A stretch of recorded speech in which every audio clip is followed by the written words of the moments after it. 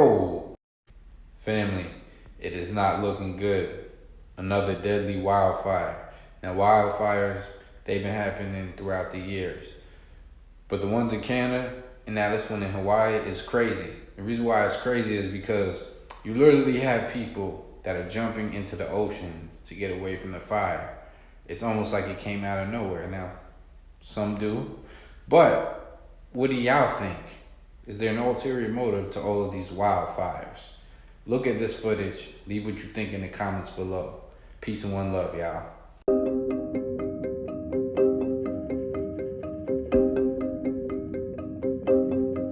We saw so many people, hundreds of homes burned to the ground, people displaced.